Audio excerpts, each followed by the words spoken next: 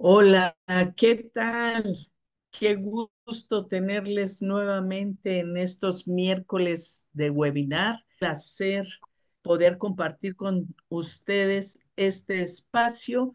Hoy, iniciando el mes del orgullo LGBT, QI más, es de verdad muy, muy, muy importante para nosotras poder traer charlas, conversaciones. En este caso es una investigación que forma parte de un capítulo de un libro muy importante llamado La educación, historia, identidad y otras perspectivas de análisis, donde el doctor José Manuel Carrasco Escobedo hace esta disertación sobre la inclusión de las identidades sexogenéricas diversas en la escuela.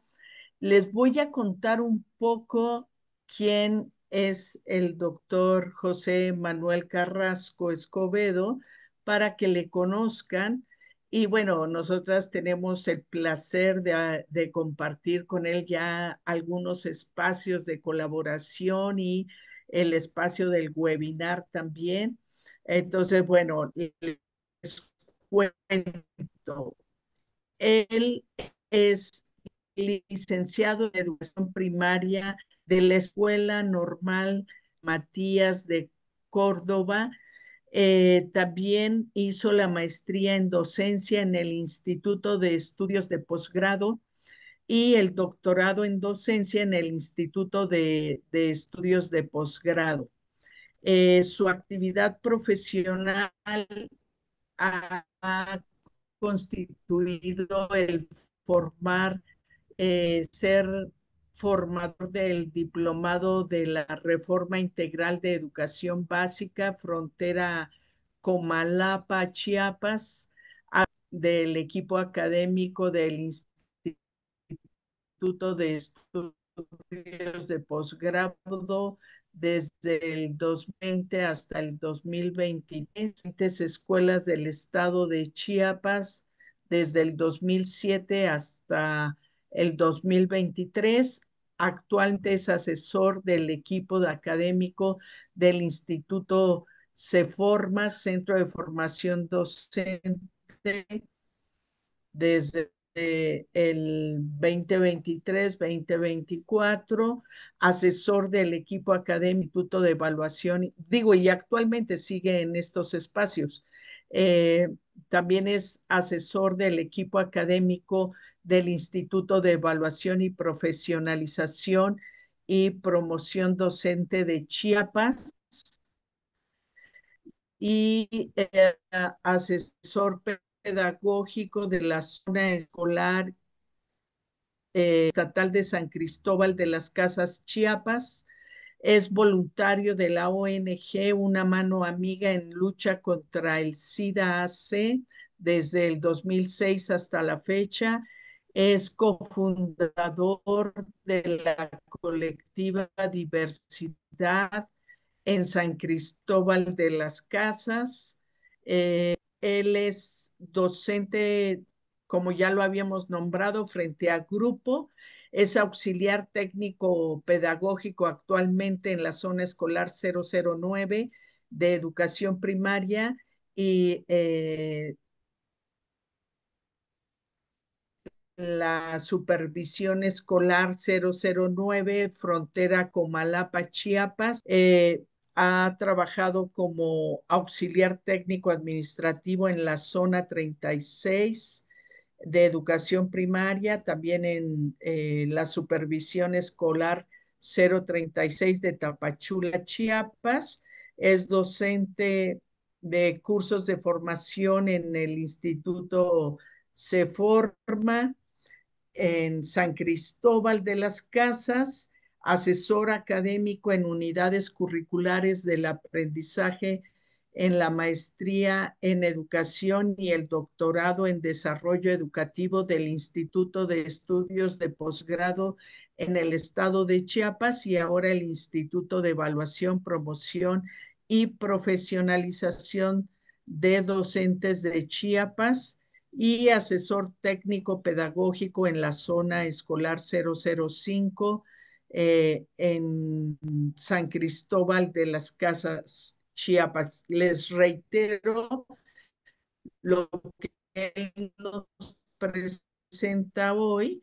Tiene que ver con este libro, es una publicación muy reciente y pues les cedo los micrófonos para que ustedes puedan escucharle. Dejo de compartir. EMS, muchas gracias por estar acá, muchas gracias por eh, aceptar la invitación y iniciar los webinars de junio.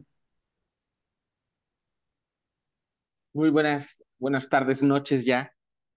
Clau, muchas gracias por tomarme en cuenta para esta charla esta tarde de 4 de junio de 2025, en donde vamos a hablar de este tema que me parece tan importante, que es la inclusión de las identidades sexogenéricas en la escuela. Y qué mejor que iniciando justamente el marco de el orgullo y resistencia por la digna vida de las identidades LGBT en todo el mundo, ¿no? Entonces, para mí es un privilegio poder estar compartiendo con ustedes, contigo, con toda la audiencia que ahorita nos está acompañando, con todas las maestras, maestros que quizá están siguiéndonos a través de las redes sociales y de todas las personas interesadas en este tema. Yo me siento muy contento de compartir con ustedes y sí, justamente este tema que yo les vengo a compartir tiene que ver con un libro que recién se acaba de publicar que se llama La educación inclusiva, historia, identidad y otras perspectivas de análisis, ¿no? Y dentro de ellos, en el capítulo número 2, justamente está este texto que yo realicé, que se llama Inclusión de las identidades sexogenéricas en la escuela. Entonces, justamente es lo que venimos a compartir, o vengo a compartir con ustedes el día de hoy, que tiene que ver un poco con el contenido del texto, pero también con este análisis y estas reflexiones que me parece importante precisar para compartir con todas y todos ustedes.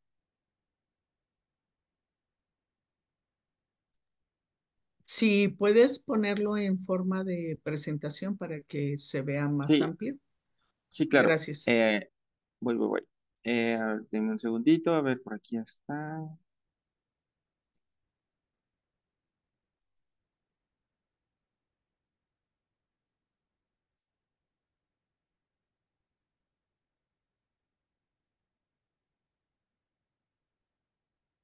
Es que no me deja,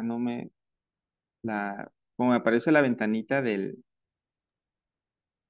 Zoom, Ajá. ahí está. Ahí parece que ya me va a dejar. Listo. Ahí queda ya. Ya, perfecto, queda. Ya. Bueno, Gracias. entonces, no, gracias a ti. Bueno, dentro de los elementos en los que va a girar la conversación del día de hoy en este webinar, tiene que ver primero con una pequeña introducción de las acepciones que implica las identidades sexogenéricas diversas, ¿no? Porque todo texto, uno de los elementos más fuertes que existen dentro del terreno educativo particularmente es que no hay una incomprensión de estos conceptos para que las y los maestros puedan abordar los temas, ¿no? Desde el tabú, desde el miedo, desde el prejuicio y del estigma que existe, hay una gran desinformación causada justamente por toda esta desinformación, por la resistencia también y por el hecho de no querer abordar el tema como tal. Entonces, vamos a comenzar por ahí. Posteriormente vamos a hablar un poco del concepto de inclusión en la educación, porque este es un tema bien interesante de cómo se ha comprendido desde el nacimiento del término inclusión en el terreno educativo y cómo se ha transformado a lo largo de más o menos 35 años que lleva el término y que ahora justamente el contexto actual del currículo, de la política educativa que coloca a partir de 2022 la nueva escuela mexicana, aborda particularmente un eje articulador, es decir, un pilar esencial dentro de la base pedagógica, este gran tema de la inclusión. Por otro lado, vamos a ver también cómo ha sido esta colocación de las políticas educativas inclusivas en el territorio mexicano y también de cómo han sido desarrollados algunos temas que tienen que ver con educación sexual, poniendo énfasis particularmente en las identidades sexogenéricas diversas a lo largo de la trayectoria de la currícula educativa en México. No olvidando, por supuesto, cómo el pensamiento ultraconservador, el pensamiento judio-cristiano ha permeado diferentes tensiones que han imposibilitado la presencia del tema dentro de la política educativa y que particularmente la nueva escuela mexicana, en el contexto a partir de 2022, lo recupera y ahora también estas tensiones tienen que ver ahora con las personas docentes. ¿Qué es lo que está pasando en la escuela? ¿Qué es lo que históricamente y cotidianamente sigue ocurriendo en las escuelas cuando de pronto existe una persona LGBT, ¿no? O peor aún, cuando de pronto una infancia de preescolar o primaria que ni siquiera tiene como eh, quizá en las palabras propias o en el reconocimiento propio una identidad LGBT, pero que por ciertas características de su expresión de género o por ciertas características de cómo es su personalidad, inmediatamente viene el acoso escolar, viene el bullying, viene el señalamiento. Entonces, todas estas cotidianidades también las vamos a mencionar a lo largo de este webinar. Eh, para finalizar, en un elemento que me parece muy importante, que es las personas docentes, las personas que están frente a los grupos escolares con infancias, adolescencias y juventudes y que tendrían que garantizar espacios seguros dentro de la escuela, ¿no? Espacios seguros no por buena voluntad, sino porque existen mandatos de ley que así lo marcan y porque también la propia currícula educativa, la propia política educativa lo marca como un deber ser. Sin embargo, aquí justamente en estos procesos que yo planteo de transformación educativa, hablo particularmente de dos elementos importantes. El primero que tiene que ver con la reflexión docente para poder generar un segundo elemento que es bien importante, que es la transformación educativa. Entonces, sobre esto va a girar la presentación del día de hoy, el webinar que tengo preparados para ustedes y que además todo esto que les acabo de mencionar también corresponde justamente a todo el contenido de este capítulo denominado Inclusión de las identidades sexogenéricas en la escuela, que se encuentra en el libro de Educación Inclusiva, Historia, Identidad y otras perspectivas de análisis. Entonces, es un gusto estar aquí con ustedes. Un saludo a todas y todos los que nos están sintonizando a través de las diferentes redes sociales de Educaréis. Y sin más, vamos a dar inicio al contenido propiamente, ¿no? Bueno, de entrada, algo bien importante que es necesario mencionar es que para hablar de educación inclusiva o para hablar de la inclusión en el terreno educativo, es importante reconocer los diferentes sectores poblacionales perdón, los diferentes sectores de población, de personas que históricamente han sido invisibilizados, borrados por un sistema completamente colonial que ha sido hegemónico, que establece ciertas jerarquías en cómo se colocan como superiores algunos grupos sobre otros.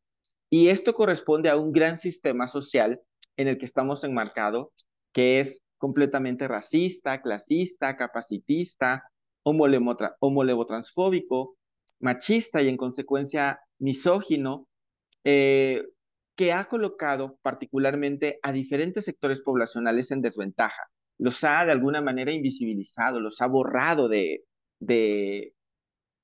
como que no existieran, es decir, como que todas las personas fueran típicamente eh, eh, con las capacidades típicas, ¿no? Como que todas las personas tuvieran las mismas condiciones económicas, como que no existieran racialidades que han puesto en vulnerabilidad a personas y como finalmente, que es lo que yo abordo en este texto, la heteronorma, la heterosexualidad y la binariedad sexual como únicos elementos que existen en el tejido social, que son validados. Entonces, todo lo que no corresponde a esta perspectiva heteronormativa es invalidado, invisibilizado e incluso violentado dentro de los espacios escolares, ¿no? Y justamente, esto también me parece importante mencionarlo, Aquí voy a mencionar algunos aspectos que ocurren en el tejido social, en las interacciones sociales, pero particularmente voy a enfatizar en esta esfera social que es la escuela, porque todas, todos, todes, vamos a la escuela, pasamos por la escuela, pasamos por los diferentes niveles educativos, es decir, en algún momento tuvimos contacto con la educación preescolar, primaria, secundaria, preparatoria, y qué está sucediendo en los espacios educativos. Eso es un elemento muy importante que es necesario reflexionar para poder tener la posibilidad de gestar espacios particularmente inclusivos, incluyentes, en donde la diversidad, el reconocimiento, la aceptación y el respeto de la diversidad sea la base primordial para ofrecer espacios seguros para todas las personas, ¿no? Particularmente, insisto, voy a enfatizar en las identidades sexogenéricas diversas, es decir, la población LGBTIQ+. Partiendo de esta premisa, es importante, y eso lo coloco dentro del capítulo del libro, ¿qué estamos entendiendo por género y por sexualidad? ¿No? Porque a veces los asociamos, a veces los colocamos como una especie de sinónimos, pero son elementos completamente distintos. Incluso la propia sexualidad humana ha sido colocada únicamente desde el punto de vista completamente erótico, ¿no? Desde esta parte coital incluso, ¿no? Entonces, por eso me parece muy importante que esto quede un poco claro para poder comprender entonces las identidades LGBTIQ+, es decir, la disidencia sexogenérica, la diversidad sexual. Hay dos elementos que son esenciales, ¿no? El género entendido como una construcción social, que está determinada por un espacio y tiempo geográfico e histórico determinado que justamente hace que se validen ciertos elementos en la estructura social, política, psicológica y jurídica en el marco de lo que está establecido, ¿no? Es decir, además, el género, desde una perspectiva normativa social, ha sido binaria, es decir, solamente existen hombres y mujeres y ahí se acentúan desigualdades ya en sí mismo, ¿no? Porque nos dicen cómo tendrían que ser los hombres y cómo tendrían que ser las mujeres. Y en esta dicotomía binárica de masculino, de qué es lo masculino y qué es lo femenino, se provocan diferentes desigualdades que han sido enmarcadas históricamente, ¿no? Y han estado presentes. De ahí, por ejemplo, la lucha de los grupos feministas, de las mujeres feministas, que justamente buscan esta igualdad de derechos y oportunidades en los diferentes espacios que hay. Y sobre todo romper con estas ideas estereotipadas de lo que implica ser mujer, ¿no? Eh, ya por ahí Simone de Beauvoir decía que no se nace mujer, se aprende a hacerlo. Y esto tiene que ver con estas construcciones del género que nos dictaminan qué es lo que tenemos que ser como personas, ¿no? Ligado a esta construcción del género, entendida como esta construcción social, es decir, toda construcción social está validada por la cultura, lo que se determina. Entonces, cuando de repente, por ejemplo, eh, hablamos de las diferencias que existen entre hombres y mujeres desde esta perspectiva dicotómica, binaria, ya se acentúan desigualdades. Entonces, esto es validado por un grupo de personas, es decir, la cultura se naturaliza, se normaliza y se reproduce, sin cuestionamiento alguno. Por otro lado, tenemos también la sexualidad, que como mencionaba hace un momento, ha estado como enmarcada en estos andares de únicamente situarlo a lo erótico, a lo coital, cuando en realidad la sexualidad tiene que ver con procesos identitarios, subjetivos y personales de cada persona respecto a su propia afectividad, a sus propias expresiones y por supuesto también a su propio erotismo, pero no solamente es eso. Entonces, estas cuestiones comprendidas en este tenor nos permiten entender cómo justamente la sexualidad de las personas es tan amplia que no se reduce únicamente a pensar en la parte biológica, ¿no? Por eso lo coloco en este esquema. Porque para entender la sexualidad y la complejidad, más bien la complejidad de la sexualidad humana, es necesario entender cuatro elementos importantes. El sexo biológico, la orientación sexual, la expresión de género y la identidad de género, que son elementos completamente distintos. Igual, al respecto voy a hablar un poquito de ellos, porque todo esto en su conjunto conforma esto que es las siglas LGBTIQAP+, ¿no? Toda la diversidad sexual. Pero para comprender esto es necesario entender la sexualidad como una cuestión de identidad que se construye de manera personal, a través de los cuales las personas se identifican en lo que son como personas. Porque por eso justamente, por estas construcciones binarias del género, es que determinamos cómo es que tienen que ser las personas, ¿no? Incluso hasta hace algunos años, bueno, todavía sigue pasando, pero hasta hace algunos años era muy marcado, antes de la existencia del Internet y de las redes sociales, cómo eran estereotipadas las personas LGBT dentro de los programas televisivos, por ejemplo, ¿no? Pero la realidad social, la realidad que existe en el tejido social, la realidad en el mundo, es que cada persona vive su propia identidad y su propia sexualidad de manera muy particular. Es decir, si hablamos de identidad sexual, existen tantas identidades sexuales en el mundo como personas hay en él. Entonces, esta premisa es importante. Y voy a comenzar por el sexo biológico, que lamentablemente ahí es donde ha estado colocada la sexualidad en las personas, ¿no? Es decir, si una persona tiene pene o una persona tiene vulva, inmediatamente lo asociamos a que es hombre o es mujer, es macho o hembra, y desde ahí ya viene toda una acepción cultural, incluso antes de nacer, ¿no?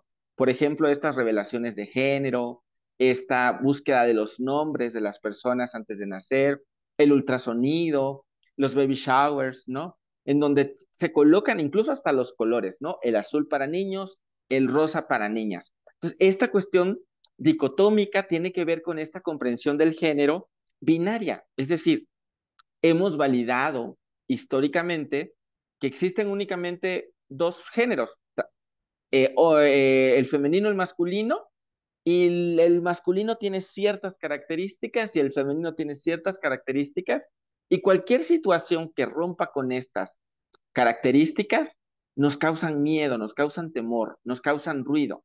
Por ejemplo, que un niño quiera tomar una muñeca, que una niña quiera tomar, por ejemplo, un carrito, nos espanta porque pensamos que esta persona, solamente por tener estos elementos como juegos, van a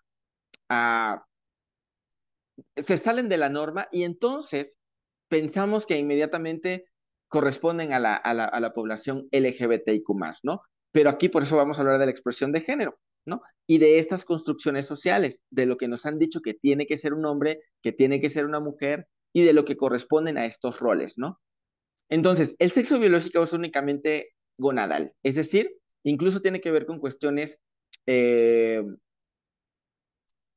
cromosómicas, ¿no? XX, XY, pero este término del sexo biológico incluso nos queda cortos porque existe una gran diversidad cromosómica que también está presente en diferentes estudios, lo han revelado, eh, en donde no existe únicamente una, incluso si nosotros podemos observar, no existe una única forma de cómo son el pene y los testículos o una única forma de cómo es una vulva o una vagina. O sea, es tan amplio, es tan diverso y además aquí también hay algo bien importante que son las personas intersexuales que también existen, ¿no?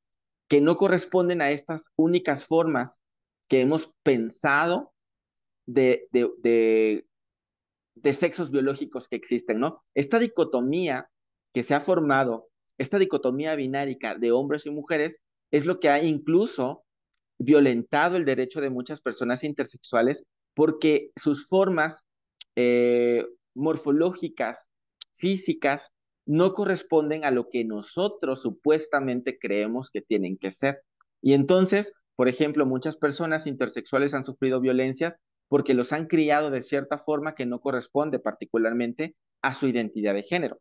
Por ejemplo, niños, niños que se identifican como niños, o más bien, personas que se identifican como niños que son criadas como niñas, o viceversa, personas que se identifican como niñas y que son criados como niños. Y entonces viene una serie de violencia que además está ligada a esta binariedad porque todo lo que es femenino ha sido relegado o asociado más bien a lo débil, a lo que no vale, a lo que tenemos que ver como segundón, ¿no?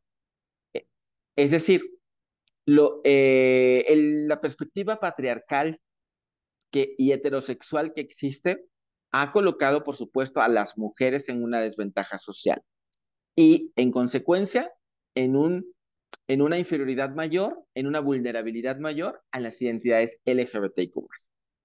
Por otro lado, tenemos la orientación sexual, que es justamente lo que nos gusta. Particularmente esto se descubre en la pubertad o en la adolescencia, ¿no? Es decir, cuestionen ustedes, pregúntense a ustedes mismos, a ustedes mismas, a ustedes mismos, ¿quién les gusta? ¿Y por qué les gusta? ¿No? Eso lo descubrieron en algún momento. ¿Les gustó alguna persona eh, niña, alguna persona niño, o ambos o ambas, ¿no? Entonces, ¿qué es lo que nos ha gustado? Esa es la orientación sexual. Y la orientación sexual, igual que la identidad de género, ni se enseña ni se aprende, ¿no? La orientación sexual particularmente se descubre en las formas en las que uno se interrelaciona con las personas, ¿no? Por otro lado, tenemos la identidad de género, que la identidad de género es cómo nos identificamos, cómo nos sentimos como personas, ¿no? Es decir, cómo una persona que nació con pene y testículos, por ejemplo, se siente identificado con eso y está bien con eso. O una mujer que nació con vulva, se siente bien con eso, está bien con eso y no tiene ningún problema. Son las personas cisgéneros. Es decir, su identidad de género, esta idea de género construida socialmente, corresponde a lo que fisiológicamente tuvo al nacer. Pero también existen las identidades trans, ¿no? Las identidades trans que justamente también se identifican bajo un género particularmente que no corresponde necesariamente a su sexo biológico. Y esa identidad es bien interesante porque hay estudios, hay un libro que estoy leyendo ahorita que se llama Infancias Trans, en donde mencionan que incluso una persona desde muy temprana edad puede descubrir su identidad de género. Entonces, por eso también es bien importante que las escuelas sean espacios seguros para las personas trans, porque las personas trans también habitan, transitan y coexisten en el tejido social y particularmente en los espacios educativos. Entonces, es importante tener toda esta información para poder tener una mayor sensibilidad y trato, apertura, respeto hacia las identidades trans, ¿no? Porque lo trans no únicamente corresponde a estas cuestiones de identificación, sino también a esta ruptura del género binario, ¿no? De ahí que existan las personas no binarias, es decir, que no se identifican particularmente con ninguno de los géneros. Pero recordemos, el género es una construcción social, por lo tanto también existe en el imaginario colectivo que la gente ha validado. Entonces, esto es bien importante también porque incluso muchas veces las identidades no binarias son como cuestionadas, como que cuestionan su existencia, como que cuestionan su propia identidad, pero nadie puede cuestionar la identidad de nadie porque cada quien en su diversidad sexual se puede identificar de la manera en la que más cómodo, cómoda, cómodo se siente, ¿no?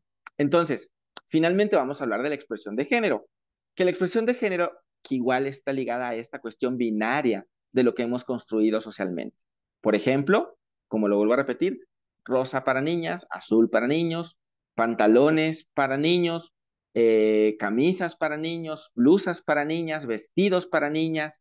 Pues todos estos accesorios de maquillaje que son consideradas para mujeres, ¿no?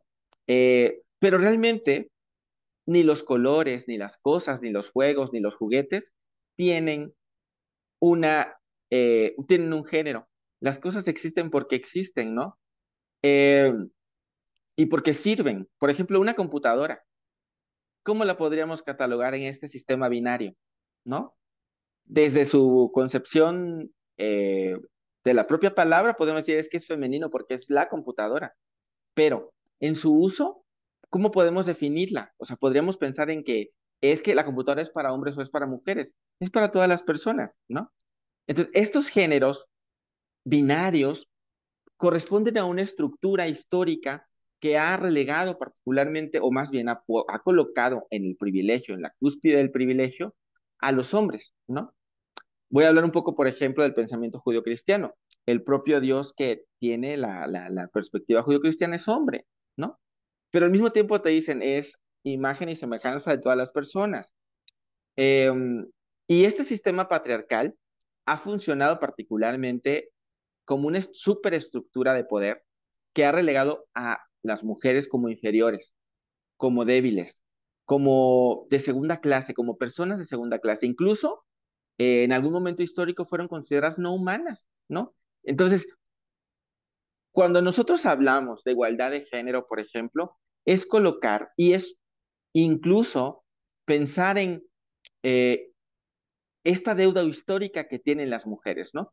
Pero también es importante pensar en la deuda histórica que existen hacia las identidades LGBT, porque justamente esta incomprensión que existe del género y la sexualidad es la que de pronto no nos hace ver que existe una heteronormatividad.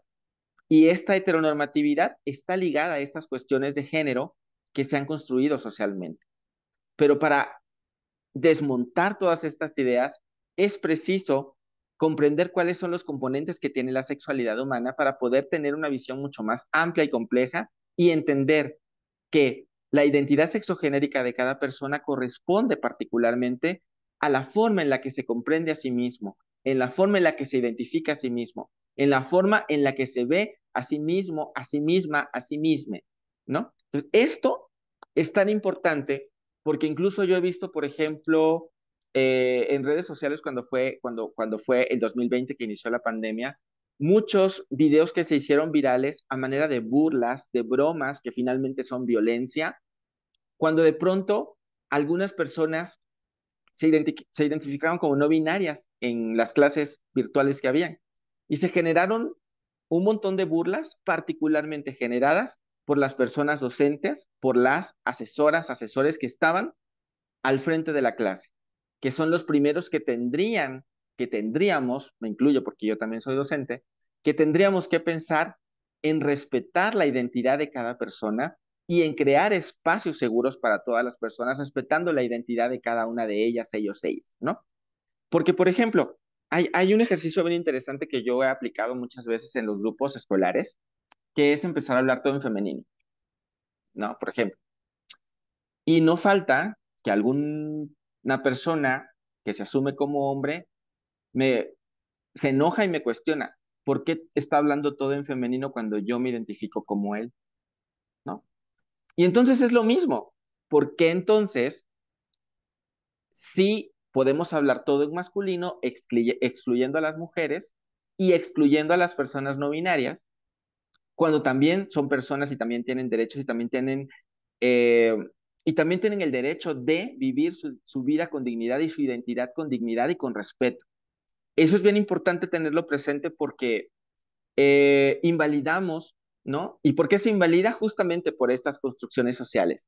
Esta norma social que se establece a partir de lo que se valida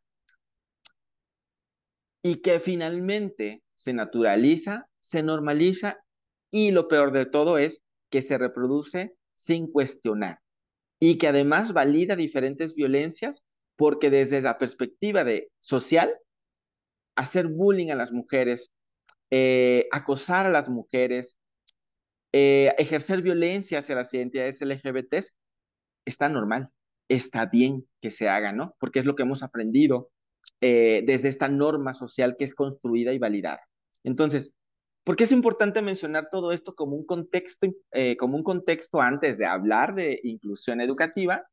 Porque justamente un elemento fundamental es cuestionar nuestras prácticas como docentes dentro de las instituciones educativas y particularmente dentro de los grupos escolares con las infancias, adolescencias y juventudes con quienes estamos interactuando todo el tiempo, ¿no?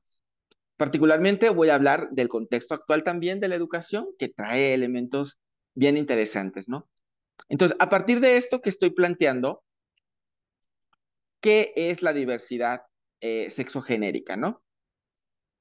Corresponde particularmente a esta multiplicidad de formas, prácticas y manifestaciones emocionales, afectivas y eróticas que existen en el tejido social. Es decir, vuelvo a repetir, y esto es una premisa bien importante, existen tantas formas de vivir la sexualidad en el mundo como personas hay en él, ¿no? Porque cada persona vive su propia identidad desde la forma en la que se identifica y se siente, ¿no?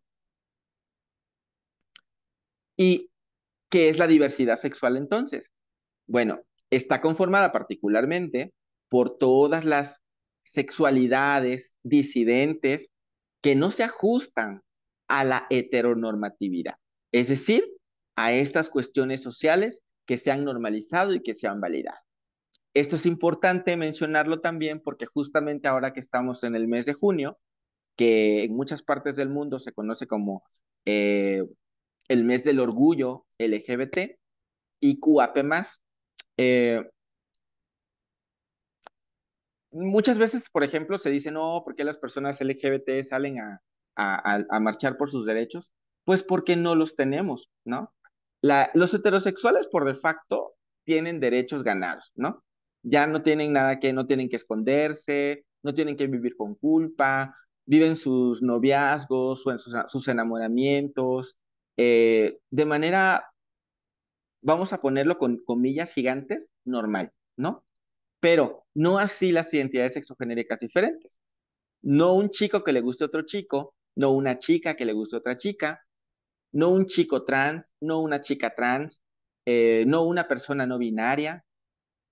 Estas personas son cuestionadas, se les cuestiona quiénes son, se les cuestiona su identidad, se les cuestiona su persona, se les cuestiona su ser. Entonces, evidentemente por eso existe esta lucha eh, que particularmente se da en todo el mes de junio, en diferentes partes del mundo. Sin embargo, también es preciso mencionar cómo en diferentes países aún es penalizado y criminalizado la identidad sexogenérica diferente, es decir, las orientaciones sexuales y las identidades sexogénero trans son criminalizadas, penalizadas, ¿no? Incluso en muchos lugares todavía no existen leyes que protejan todas estas cuestiones de terapias de conversión, todo el ecosistema que existe, ¿no? Es decir, todos estos espacios, particularmente religiosos, en donde se quita lo gay, donde se quita lo lesbiana, donde se quita lo trans. Y eso es bien peligroso, porque justamente atenta contra la dignidad y los derechos de todas las personas de la población LGBT. Entonces, cuando hablamos de diversidad sexual, hablamos particularmente de todas estas sexualidades que son disidentes, que son diferentes, que son diversas, que no se ajustan a la heteronorma, a esta norma social que es estereotipada y no solamente eso, sino que además también es violenta, altamente violenta hacia las identidades sexogenéricas diversas. Teniendo presente este concepto de violencia, es importante, voy a pasar a otro elemento que es importante, que es la inclusión educativa, que es el tema que nos atañe en esta tarde. Este término nace aproximadamente en 1990, cuando en Jomtien, Tailandia, la UNESCO pone en evidencia las diferentes desigualdades que existen en el derecho a la educación, particularmente partiendo de las personas neurodivergentes con algún tipo de discapacidad, con algún tipo de capacidad funcional o con algún tipo de diversidad funcional, ¿no? Que en aquel entonces habían términos bastante violentos también, como, por ejemplo, discapacitados eh, o personas de lento aprendizaje o personas que no se ajustaban a estas cuestiones típicas de aprendizaje, ¿no? Recordemos que finalmente nadie es igual en sus procesos neuronales cognitivos de aprendizaje. Todos, todas, todos somos completamente diferentes. Sin embargo, sí había un sesgo bien interesante de exclusión, marginación y discriminación que sigue estando presente lamentablemente en pleno 2025 hacia las personas con algún tipo de discapacidad, neurodivergencia o diversidad funcional. Eh, Porque, por ejemplo, existen diversidades funcionales que no son tan observables, ¿no? Por ejemplo, eh, algún tipo de TDAH, por ejemplo, que no se logra ver, pero que está presente en diferentes infancias, adolescencias y juventudes. Entonces, en 1990 nace el término de inclusión bajo esta premisa, particularmente con esta premisa que me parece bien importante, que tampoco hemos llegado a una conclusión completa, pero ahí nace el término de inclusión, en reconocer a las personas con algún tipo de discapacidad, neurodivergencia o diversidad funcional, ¿no? En 1993, en México empiezan a aparecer estas primeras políticas educativas de inclusión que se reflejan particularmente en instituciones que todavía siguen existiendo, como son los USAER, que son los Unidades de Servicios de Apoyo a la Educación Regular, y los CAMPS, los Centros de Atención Múltiple. Recordando también cómo estos en su origen tuvieron un, eh, se hablaba mucho del concepto de integración, es decir, propiamente cuando nacen estas políticas no se habla de inclusión educativa, sino de integración educativa, es decir, cómo estas personas neurodivergentes con algún tipo de discapacidad física o con algún tipo de diversidad funcional deberían de estar en la escuela. Pero este deberían estar en la escuela justamente era la integración. Es decir, no se permitía reconocerlos y reconocerles como iguales, sino únicamente como, ah, bueno, les vamos a hacer el favor de recibirlos en los espacios educativos. Y además, por ejemplo, los centros de atención múltiple eran espacios excluyentes finalmente, porque fueron escuelas pensadas para estos no típicos, es decir, para estos, y lo pongo así con comillas grandototas, como estas personas no consideradas normales en su neurología, en su capacidad física o en su capacidad funcional, ¿no? Entonces, este término de integración curricular, que nace en 1993, correspondía particularmente a estos elementos que la UNESCO planteaba desde 1990 en CONTIEM, pero particularmente hubo una resistencia docente también, ¿no? Porque entonces muchas personas docentes decían, es que es más trabajo para mí, es que me ponen a trabajar con personas que no son normales, porque así lo decían, ¿no? Particularmente yo tengo la experiencia con familiares cercanos a mí que les negaron la existencia, que les negaron el acceso a la escuela porque yo tengo un hermano, por ejemplo, con síndrome de Down, al que le negaron el espacio en la escuela únicamente por esta condición, ¿no?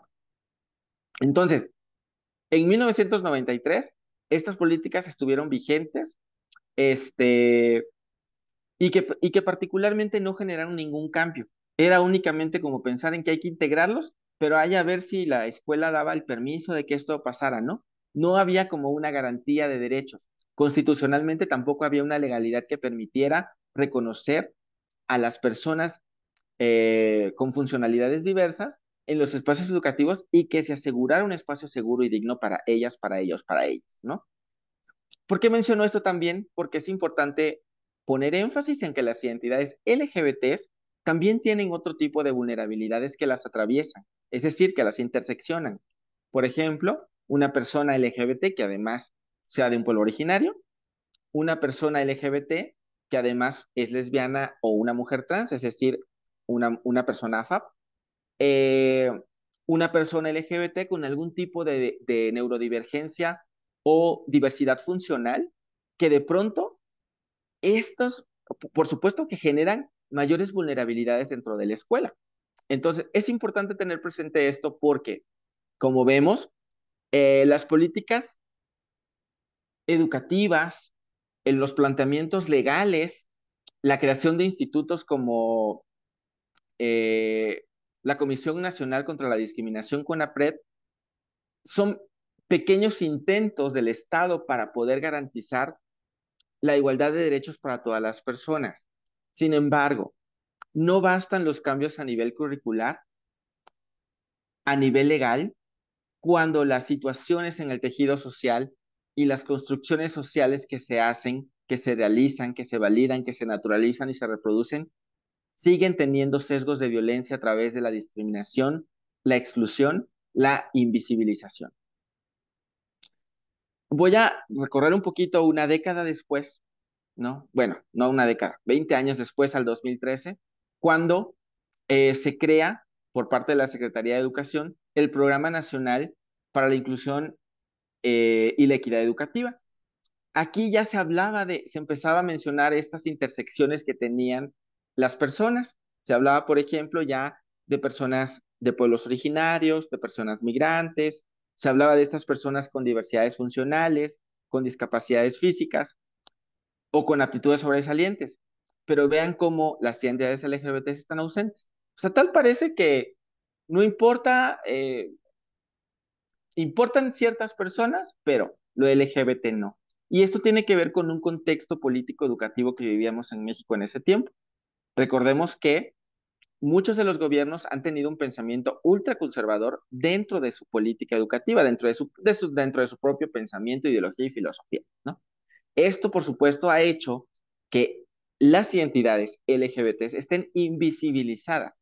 De hecho, como vamos a ver en un momento en la siguiente diapositiva, vamos a ver cómo ha sido el recorrido de colocar temas relacionados a la sexualidad y a la diversidad sexual en el terreno educativo.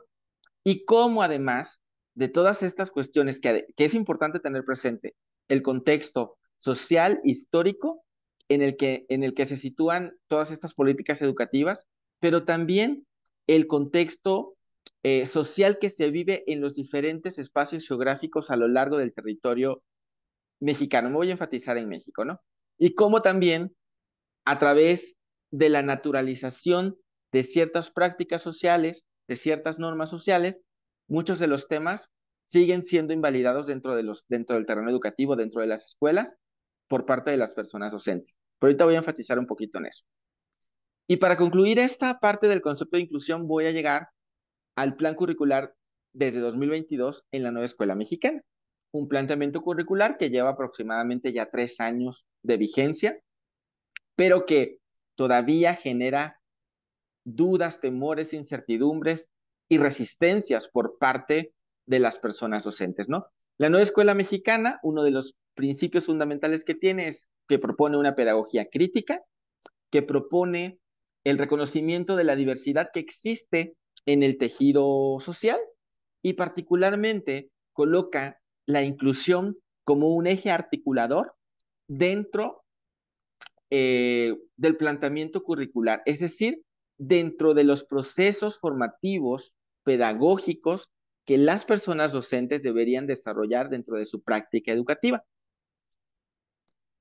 Esto me parece importante mencionarlo porque como tal vemos como la inclusión ahora está además colocada desde diferentes intersecciones y es la primera vez que en un plano curricular se habla de las identidades LGBTs en la escuela. Y esto, por supuesto, que ha generado muchísimas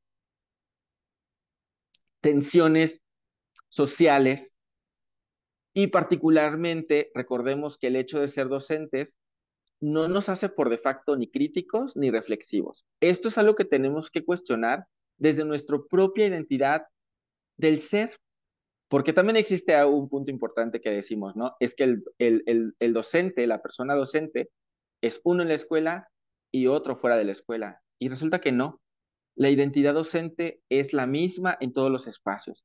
Y así como puedo ser racista, clasista, transfóbico, capacitista en mi vida cotidiana, todo eso por supuesto que se recupera en la escuela. Por eso a mí me parece muy importante situar este texto en la escuela como una esfera social, ¿no? Como un elemento eh, que está presente en la vida de millones de personas alrededor del mundo. Es decir, muchas infancias, adolescencias, juventudes e incluso personas adultas siguen estando en los espacios educativos, ¿no? Y también esta es una premisa importante que voy a mencionar más adelante. Pero este concepto de inclusión, veamos cómo ha, de alguna manera, en el plano legal, en el plano curricular, ha tenido avances, pero si nosotros vemos las escuelas, tal parece que sigue habiendo una resistencia por negar la existencia de una diversidad que existe en el tejido social, ¿no? Y hablo justamente de todas estas intersecciones, de las personas de pueblos originarios, de las personas migrantes de las personas con algún tipo de discapacidad física o diversidad funcional, de las personas con algún tipo de eh, eh, que son diferentes, es decir, que no se ajustan a ninguna norma. Y por supuesto, aquí entran las personas LGBTIQ+, ¿no? Porque como no se ajustan a esta heteronormatividad, a estas premisas normativas sociales que se validan, entonces tal parece que es eh, normal violentar, invalidar, invisibilizar, silenciar dentro de las escuelas, ¿no? Incluso tal parece que tendríamos que enseñar que la heteronorma es la única forma de vida en la existencia de cada una de las personas en el mundo. Esto es bien importante porque justamente la nueva escuela mexicana tiene varios ejes articuladores. Uno de ellos es la inclusión, pero también tiene la interculturalidad crítica, que la premisa que coloca, por ejemplo, Katherine Walsh al respecto, tiene que ver con este reconocimiento de la diversidad que existe en el tejido social. Y por otro lado, también plantea, por ejemplo, el pensamiento crítico, que invita particularmente a las personas docentes a reflexionar sobre su propio quehacer y sobre la propia forma en la que se relaciona con las diferentes personas que tienen interacción en el espacio educativo. Em, Partiendo de esta premisa, que también tiene que ver con el concepto de inclusión, es importante reconocer la educación como un derecho humano, ¿no? En donde, literal, esto lo menciona la Constitución Política de los Estados Unidos Mexicanos y también lo menciona el planteamiento curricular de la nueva Escuela Mexicana 2022, en donde debería tener principios de igualdad, respeto y sobre todo la dignidad humana. Es decir, es importante evitar cualquier tipo de exclusión, discriminación hacia la raza, la etnia, el género, la condición social, la nacionalidad, cualquier tipo de neurodivergencia o diversidad funcional y, por supuesto, a la diversidad sexogenérica que también existe en el tejido social. Entonces, mientras nosotros no reconozcamos que todas las personas tienen derecho a la educación, difícilmente estaríamos hablando de inclusión, ¿no? Porque si nosotros únicamente situamos a un sector de la población en la inclusión, entonces no es una verdadera inclusión, ¿no? Tenemos que pensar que además todas estas elementos que yo estoy mencionando en este segundo párrafo son intersecciones que vivimos muchas personas alrededor del territorio mexicano, alrededor del mundo, pero voy a hablar de México, ¿no? Entonces, esto es importante tenerlo presente, porque ahora vamos a hablar un poco de las políticas educativas y la cuestión de la sexualidad y las identidades sexogenéricas en la escuela. Y voy a partir de eh, la instauración de la Constitución de 1917, de la Constitución Política en México, que de alguna manera es como el inicio de la era moderna de la educación. Es decir, empiezan a haber principios legales que le dan forma a lo que hoy conocemos como Sistema Educativo Nacional. Particularmente, habían dos elementos importantes que son la laicidad y la gratuidad. ¿Por qué menciono esto? Particularmente voy a poner énfasis en la laicidad, porque es cuando existe una separación de la iglesia y el pensamiento científico. Es decir, es la primera vez que se habla de una escuela en donde la iglesia no tenía una injerencia, ¿no? Judio-cristiana de colocar un pensamiento. Recordemos que esto no basta porque finalmente las cuestiones de religión, que cada persona también tiene derecho a vivirla, claro que si ejerce violencia, sí, ahí sí lo cuestiono, eh, tiene que ver con la separación de esta cuestión religiosa moralística de la formación de las personas y de lo que se inculcaba y de lo que se enseñaba, ¿no? Mucho se habla, por ejemplo, esto es una premisa importante, de la ideología de género, ¿no? Y se habla de cómo las personas LGBTs queremos imponer nuestra ideología de género, pero no queremos imponer nada. La ideología de género se ha impuesto toda la vida a partir de la escuela y del pensamiento judeocristiano, de las normas que se establecen socialmente. ¿Por qué? Desde el momento en que pensamos que las únicas formas de vida y de existencia son la heterosexualidad binaria, desde ahí Por supuesto que hay una ideología de género. Eso sí ha sido una ideología de género implantada, porque además no corresponde con la diversidad que existe en el tejido social, ¿no? Posteriormente, en 1959, se crea la Comisión Nacional de Libros de Texto Gratuitos. Esto es importante porque es la primera vez que se empiezan a colocar temas, contenidos que se iban a trabajar en las escuelas como parte de los procesos educativos y formativos de las personas que transitaban ahí, de niñas, niños, de las infancias, adolescencias y juventudes, ¿no? En 1974, en estos libros de texto, por primera vez se incluyen temas relacionados con la reproducción y el desarrollo sexual en la adolescencia. Esto particularmente se colocó no porque de pronto, recordemos que aquí hay un pensamiento ultraconservador que está latente todo el tiempo, no porque exista la apertura de hablar del cuerpo humano o de un cuerpo sexuado o de hablar particularmente de el erotismo y el placer en las escuelas, sino también corresponde a estas políticas de demografía que estaban existiendo. No sé si ustedes recuerdan comerciales como que pasaban en la radio y la televisión que decían la familia pequeña vive mejor, ¿no? Porque justamente las familias antes tenían bastantes hijas, hijos, hijas, ¿no? Tenían hasta 12, 10 o más. Entonces, cuando vienen estas políticas pronatalistas, ¿no? Es como pensar que ya la demografía se nos estaba haciendo muy grande, entonces era necesario pensar en familias más pequeñas para evitar la sobrepoblación en el mundo. Fue la primera vez que se habla de temas relacionados a la sexualidad, justamente por estas políticas que estaban implantadas en el contexto político. En 1993, vean cómo hay grandes saltos en la historia de los temas relacionados con la sexualidad.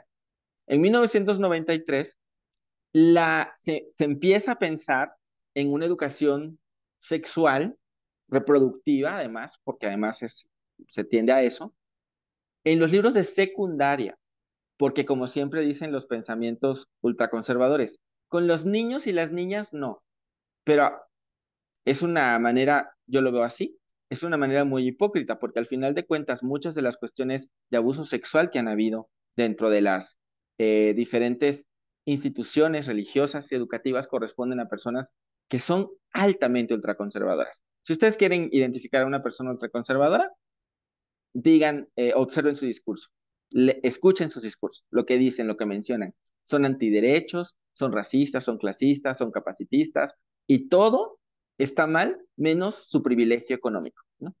Eh, entonces, en 1993, a raíz de la atención a la pandemia de VIH que surge en los 80 a nivel mundial, se empieza a hablar de VIH y se empieza a hablar de condones y de como cuestiones de prevención de salud sexual para evitar la transmisión del virus, ¿no?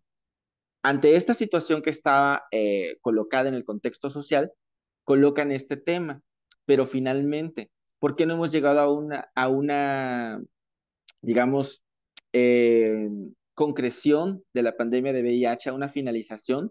Porque justamente las escuelas no abordan el tema de manera clara, precisa y científica. Es decir, todo se toma con morbo, con prejuicios, con estigmas, con estereotipos ligados a estas cuestiones de género y ligados a esto que mencioné hace rato, la sexualidad vista únicamente como erotismo, que finalmente, por supuesto que lo es, pero no es lo único que corresponde a la sexualidad como tal. Entonces, cuando hablamos, por ejemplo, aquí en Educaréis, de educación sexual integral, corresponde a ver todas estas intersecciones que corresponden a la sexualidad humana, que corresponden a la sexualidad de las personas, ¿no? Para los años 2000, particularmente, empiezan a haber diferentes movimientos sociales, particularmente de diferentes organizaciones de la sociedad civil a través de ACES, de asociaciones civiles, que empiezan a mencionar que es importante hablar de una sexualidad integral. Estamos hablando ya del nuevo milenio, ¿no? Eh, donde se colocaban temas, por ejemplo, como las relaciones sexuales, la masturbación como una actividad saludable, el anticonceptivo de emergencia como prevención de embarazos y la orientación homosexual. Aquí igual estamos hablando justamente de un contexto en el que Este acrónimo que hace rato mencionaba, LGBTIQAP+, y que muchos ultraconservadores también mencionan como burla, al decir que es un abecedario. No, no es un abecedario, son diferentes identidades. Y entre más identidades haya, mejor, porque las formas de vivir la sexualidad y la identidad de género de cada persona es distinta. Y por supuesto que cada quien se puede autonombrar como desea autonombrarse y como se identifique autonombrarse, porque cada quien tiene sus propias sensaciones en su propio ser, ¿no? Lamentablemente, hubieron tensiones. Recordemos, estamos en un contexto completamente neoliberal y ultraconservador, en el que dijeron, no, no vamos a hablar de orientación sexual, porque ¿cómo vamos a atentar contra la heteronorma? Porque ¿cómo vamos a hablar de diversidad sexual? ¿No? ¿Cómo vamos a pensar que no solamente existen hombres y mujeres heterosexuales y binarios? ¿No? Algunos de estos temas sí se lograron colocar en secundaria, pero no así en la diversidad sexual, ¿no? Que además aquí nos quedábamos cortos hablando únicamente de orientación homosexual, porque la orientación sexual no únicamente es homosexual. Eh, y 2022, o sea, de los 2000 hasta 22 años después, es la primera vez que se colocan las identidades LGBTs en un plano curricular de manera explícita, es decir, poniéndolo sobre la mesa del plano curricular. Por supuesto que imagínense, si todo ha situado desde el inicio de las escuelas, más bien, desde el inicio del sistema educativo en México, recordemos que en 1921 se crea la Secretaría de Educación Pública, justamente derivado de la Constitución Política de 1917.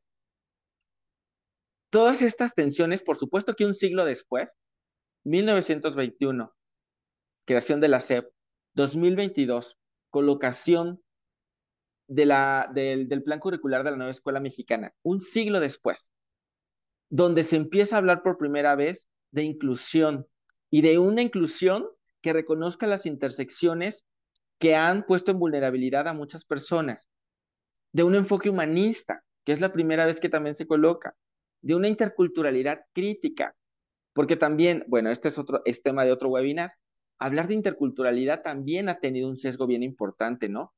En donde únicamente las políticas que iniciaron en México correspondían a los pueblos originarios y no fue como una cuestión de reconocer la diversidad cultural que existe en México, sino por únicamente darle a los pueblos originarios como una especie de zozobra para que se sintieran cómodos y entonces pues no hicieran ningún tipo de movimiento social, ¿no? Particularmente estas políticas surgen a partir del estallido del Ejército Zapatista de Liberación Nacional en 1994 en el estado de Chiapas, que tuvo un eco a nivel mundial y que lamentablemente desde estas cuestiones políticas fueron vistos ellos como los, lo voy a poner así, como los malos, los antagonistas de la historia, cuando en realidad son personas que estaban peleando y luchando por sus derechos, por tener una vida digna. Lo mismo ocurre con la inclusión. O sea, la inclusión nace con estas políticas como de buena onda que hizo el gobierno para colocarlas en el terreno educativo, ¿no? Particularmente con este planteamiento de la nueva escuela mexicana en 2022, yo también siento que si no existe una transformación de las personas docentes en su pensamiento, vamos a seguir replicando estas políticas que hemos naturalizado también, estas políticas de buena voluntad, cuando realmente es importante pensar ya no solamente en una resistencia, es decir, cómo abordamos los temas de diversidad sexual cuando no había una política. Ahora ya lo hay. Ahora ya tenemos la posibilidad de poder eh, atender diferentes problemáticas sociales dentro del planteamiento de la nueva escuela mexicana, porque particularmente hablan, por un lado, del enfoque humanista y por otro, del reconocimiento de las diferentes problemáticas a nivel social que existen actualmente, ¿no? Que también, la verdad, la revisión del Plan de Estudios 2022 da para otro webinar para revisarlo eh, a conciencia, meticulosamente, a detalle, para poder reconocer cuáles son estos problemas sociales que coloca para poder atenderse, ¿no? Particularmente yo celebro que es la primera vez que se habla de la diversidad que existe en el tejido social y que se habla de la otredad, que se habla de lo que es diferente, de lo que es distinto. y que históricamente ha puesto en desventajas y vulnerabilidad a diferentes sectores sociales, ¿no? Es la primera vez también que en una portada del libro de texto aparece una bandera LGBT como parte del texto. Ahorita aparece en una diapositiva más adelante y se las voy a mencionar. Pero vean cómo las políticas educativas apenitas están recuperando ahorita este tema. Y digo por qué apenitas, porque justamente en Chiapas, esto también es un contexto político interesante, acaba de haber un parlamento para la población LGBT en el estado como a través de iniciativas de ley. Entonces, en este espacio que se hizo en el Congreso Estatal, hubieron diferentes problemáticas que las propias personas LGBTs manifestaron. Probablemente podrían decir muchas. No, pues es que el gobierno nada más es hablar por hablar, es hablar por hablar, pero también es necesario que hayan propuestas. Y las propuestas vienen desde diferentes espacios, ¿no? Es decir, cuando de pronto se hace una iniciativa de ley, cuando de pronto hay un espacio, hay que aprovecharlo al máximo. Cuando de pronto yo como docente LGBT estoy en un grupo escolar y puedo hablar de la diversidad que existe en el tejido social, por supuesto que esos espacios son de resistencia y es importante aprovecharlos para colocar propuestas que permitan generar la posibilidad de cambios en las perspectivas y los pensamientos ultraconservadores que existen y sobre todo, más allá de estos pensamientos ultraconservadores, aquellas personas que inconscientemente siguen replicando violencias en los espacios educativos, por ejemplo, ¿no? Entonces, para hablar de inclusión educativa, por supuesto que tenemos también que pensar en las esferas, como lo mencionaba hace un momento, en las diferentes esferas sociales que existen, ¿no? Y en las que atravesamos las personas. Por ejemplo, donde nacemos, que es la familia, ¿no? Que esta familia tradicional, que el pensamiento ultraconservador protege, que además es bastante eh, doble moral e hipócrita. La iglesia, los espacios laborales y un elemento fundamental que es la escuela, ¿no? Entonces, la escuela como tal tendría que fomentar, generar espacios inclusivos libres de cualquier tipo de discriminación, exclusión y segregación, particularmente de las personas LGBTIQAP+, es decir, de las personas diversamente sexuales. ¿Por qué? Porque tal parece que las escuelas siguen normalizando las violencias hacia las identidades LGBTs. Las burlas, los chistes, los comentarios violentos siguen estando presentes. Por supuesto, también esto a través de violencias verbales, de diferentes elementos que se colocan en la escuela y que siguen naturalizados, normalizados, siguen siendo espacios de discriminación. Entonces, el punto al que quiero llegar es, no podemos hablar de una educación inclusiva o de una escuela incluyente o de jactarme de que soy un docente o una docente incluyente si yo sigo gestando discriminación y mi pensamiento sigue siendo racista, clasista, capacitista, misógeno y homolesbotransfóbico, ¿no? Es importante tenerlo presente. Por otro lado, vamos a hablar un poquito ya de lo que sucede en las escuelas, justamente por estos elementos que yo estaba colocando en la diapositiva anterior. Y es una crítica que yo hago en el texto, ¿no? Que es particularmente cómo la escuela reproduce una serie de normas que expresan una valoración del aparato ideológico que coloca como natural, correcto y válido a diferentes cuestiones culturales que no se cuestionan. Entonces, cuando hablamos, por ejemplo, en el contexto actual del pensamiento crítico, tenemos realmente que ser críticos, tenemos que realmente ser reflexivos y repensar las violencias que nosotros estamos ejerciendo dentro de las escuelas, ¿no? Insisto, no bastan los planteamientos curriculares ni las leyes que se generen, porque el artículo primero constitucional ya hace varios años que reza que en México está prohibida cualquier tipo de discriminación y sin embargo, en el tejido social esto sigue ocurriendo. ¿Por qué? Porque no bastan los cambios a nivel legislativo, a nivel curricular, si realmente las premisas de las personas y las acciones de las personas en el tejido social siguen siendo exactamente las mismas, ¿no? Entonces es importante cuestionar este aparato ideológico que históricamente ha funcionado desde el pensamiento colonial, patriarcal, ¿no? Que está colocada como única forma de vida para las personas. En este sentido, es importante reconocer que la discriminación opera en las escuelas de manera natural y cotidiana. Pensar, repensar, reconstruir, reflexionar la práctica educativa de las personas docentes implicaría, por supuesto, crear espacios seguros para cualquier persona, incluyendo, por supuesto, y eso no pongo énfasis en este texto, en las identidades LGBTIQ+, es decir, las personas lesbianas, gays, bisexuales, trans, intersexuales, queers, eh, asexuales, pansexuales, que forman parte del tejido social y que por supuesto están en las escuelas, ¿no? Um, ¿Y por qué? Esta es la portada, esta que está aquí apareciendo justamente es la portada que yo les mencionaba. Es decir, eh, viene en el libro de proyectos comunitarios de cuarto grado de nivel primario. Y particularmente este libro me parece, toda la serie de libros que trae en la nueva escuela mexicana, yo creo que tienen muchas posibilidades de construcción, porque además plantean justamente el recuperar los saberes de las comunidades, de los contextos en los cuales se desenvuelve la práctica educativa.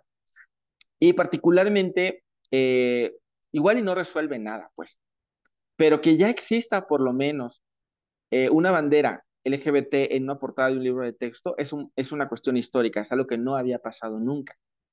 Y que particularmente es bien interesante también porque estos pequeños avances legales que empiezan a ver, en cualquier momento pueden ir para atrás, ¿no? Porque el pensamiento ultraconservador es lo que busca, no desprenderse de sus privilegios, no desprenderse de estas formas violentas que minimizan, invisibilizan y matan a las personas que no corresponden a estas normas sociales establecidas. Por eso es tan importante el desarrollo del pensamiento crítico por parte de las personas docentes. Es importante reflexionar el status quo de las prácticas sexistas y homolesbotransfóbicas que son completamente normalizadas en la escuela, así como otros tipos de prácticas clasistas, racistas, misóginas que están colocadas, ¿no? Porque solamente así podemos transformar la educación. Podemos pensar en la transformación de las escuelas hacia espacios seguros que permitan reconocer la diversidad sexual y la diversidad que existe en el tejido social eh, de nuestra cotidianidad. Es decir, implica, por supuesto, reconocer cuáles son eh, las características particulares de toda la población. Es decir, implica desmontar todas estas cuestiones que se han normalizado para poder pensar en una escuela verdaderamente incluyente, ¿no? Y por supuesto, el tema que yo abordo particularmente en el texto que les mencionaba, en este capítulo de inclusión de las identidades sexogenéricas en la escuela, es justamente por este cuestionamiento que yo hago y que muchas veces muchas personas docentes no hacemos, porque desde la inconsciencia o desde el inconsciente colectivo hemos naturalizado y normalizado diferentes prácticas violentas, ¿no?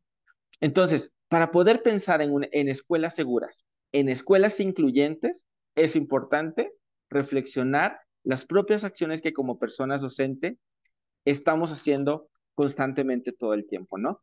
Y particularmente yo considero que la currícula educativa actual de la nueva escuela mexicana permite justamente esta reflexión docente, permite recuperar las características sociales y contextuales en las cuales se desenvuelve la práctica educativa, permite instaurar proyectos educativos que desarrollen diferentes problemáticas sociales que atañen eh, nuestra vida en el mundo, nuestro estar en el mundo, nuestro estar con la tierra, nuestro estar con el territorio. Porque es importante revisar los temas que plantea la nueva escuela mexicana, que como les digo, da para un webinar completo, que ojalá lo podamos hacer en algún momento, este, porque mientras no cuestionemos estas prácticas violentas de exclusión y discriminación que forjamos desde la escuela, nos vamos a quejar de todo aquello que nos incomoda. Y la verdad es que también es importante reconocer que las identidades LGBT no están para pedir favores, no están para pedir permiso de existir, están realmente para poder manifestarles su dignidad humana, para poder respetarles y asegurarles espacios dignos para poder desarrollarse plenamente y dignamente en cualquier espacio, particularmente dentro de las escuelas. Porque mientras esto no suceda, no vamos a poder pensar en espacios incluyentes y no vamos a pensar en una verdadera inclusión educativa, entonces estaríamos cayendo en un discurso completamente equivocado de lo que implica la inclusión educativa. Eh, Quisiera finalizar también mencionando que para que realmente los cambios puedan existir en el tejido social, yo todavía tengo la esperanza, dijera Paulo Freire, eh, de que los cambios se pueden gestar a partir de lo que las personas docentes hacen en la escuela. Porque finalmente estas personas que pasan por la escuela, que están en la escuela, son las que después forman parte de este mismo colectivo social y la transforman. Recordemos que la cultura no es estática, es completamente dinámica. Y es importante ya pensar en espacios completamente seguros, en espacios que reconozcan eh, la diversidad, la otredad y las diferentes vulnerabilidades que viven diferentes sectores poblacionales en el tejido social. Y que les debemos, a través de una deuda histórica, una vida digna, llena de derechos. No sé si hay algún comentario, alguna duda que esté planteado. Este texto eh, ya se los voy a compartir a Educaréis para que para quienes quieran leerlo, porque el libro completo habla de diferentes elementos que son bien importantes para repensar la inclusión educativa y para tener particularmente mucho más elementos que nos permitan mover nuestro propio pensamiento, nuestro propio sistema de creencias y nuestra propia ideología respecto a lo que implica la inclusión educativa y lo que implica la diversidad del tejido social. Muchas gracias, Emanuel. Fíjate que hay un comentario de Dulce Belén Sánchez Ajá. que me parece que recoge muy bien el espíritu de lo que has hablado el día de hoy. Dice, la inclusión de las identidades sexogenéricas diversas en la escuela debe ser la clave para construir espacios seguros, respetuosos y libres de discriminación. Reconocer esta diversidad no solo protege los derechos de los compañeros LGBTQI más, sino también enriquece la convivencia escolar al promover la empatía y el respeto. Pues Que qué genial que se estén gestando ese tipo de comentarios, ¿no? Porque justamente eso permite pensar en el reconocimiento de la diversidad que existe en el tejido social y, por supuesto, empezar en escuelas verdaderamente incluyentes.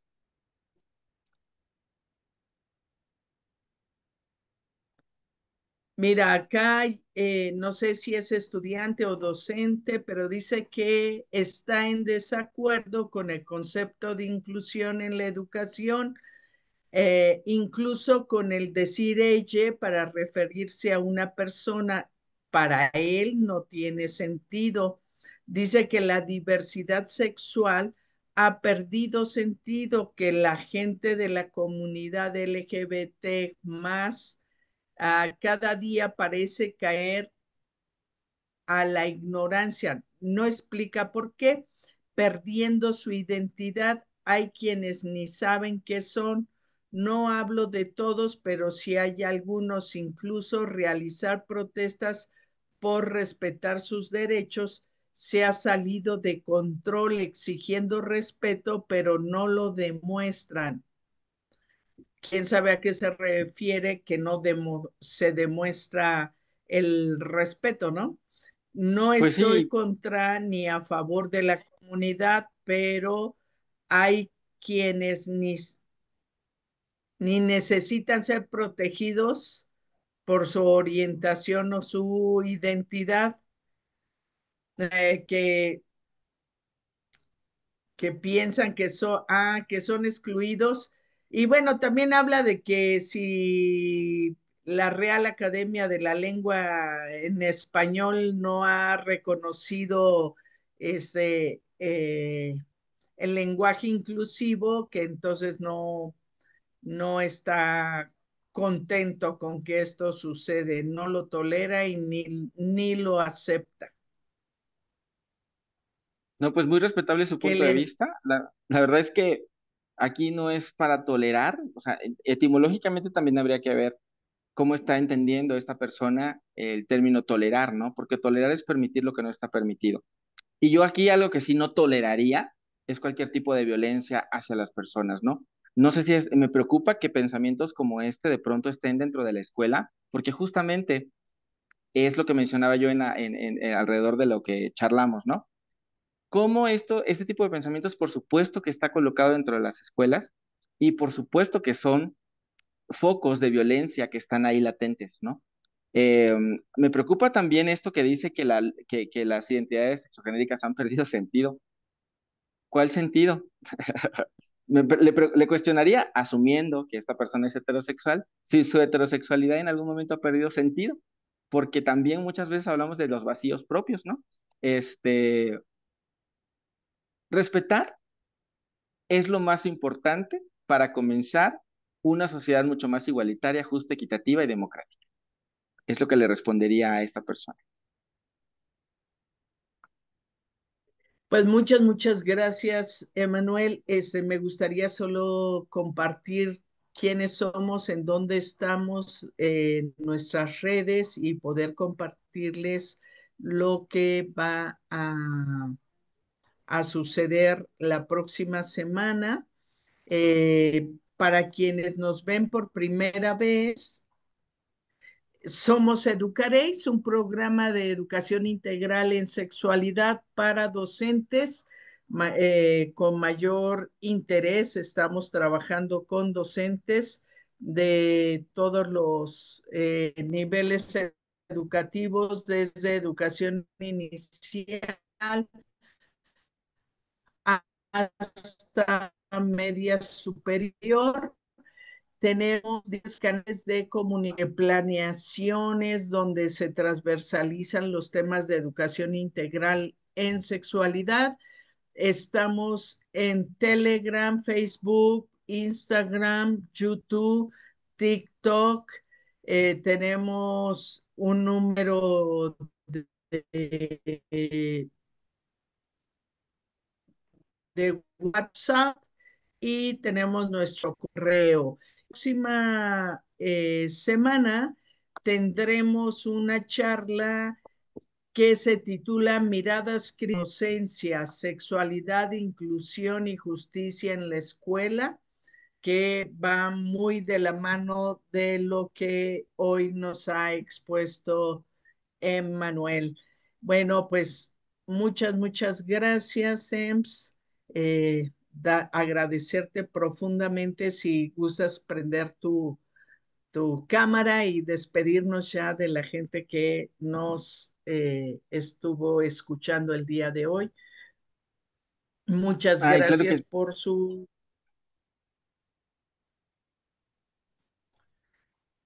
No te sí, escuché. claro que sí. Muchas gracias, a ti, Claudia, y a María Aurora por el espacio que me dieron para poder abordar este tema que es tan importante y sobre todo que corresponde a una mirada crítica de lo que implica eh, el repensar nuestro ser docente y las cuestiones que se replican como violencias dentro de las escuelas, ¿no?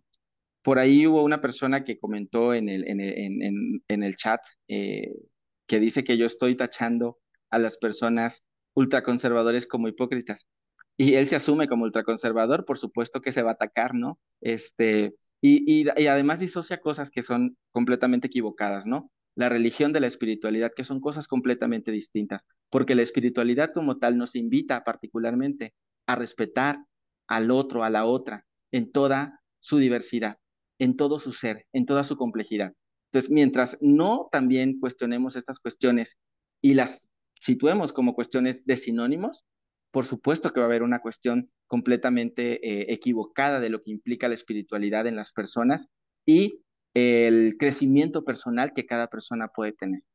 Yo de verdad estoy completamente agradecido por este espacio, enormemente agradecido con ustedes y con la vida porque en este inicio del mes del orgullo, eh, que es junio, del orgullo, la digna resistencia y libres y sin miedo, como es el eslogan en San Cristóbal de las Casas Chiapas, eh, de verdad que me siento, soy una persona privilegiada por todo lo que tengo, pero por supuesto que esto me permite a mí poder alzar la voz para poder reconocer además a las infancias que no tienen esta defensa desde la mirada adultocentrista que se ha gestado por las personas docentes.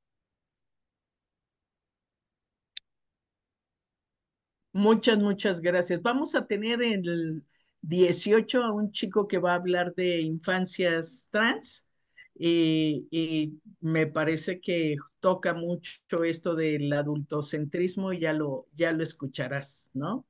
Bueno, Claro que sí. pues muchas Muy gracias, buenas noches. buenas noches a todas, todos, todes.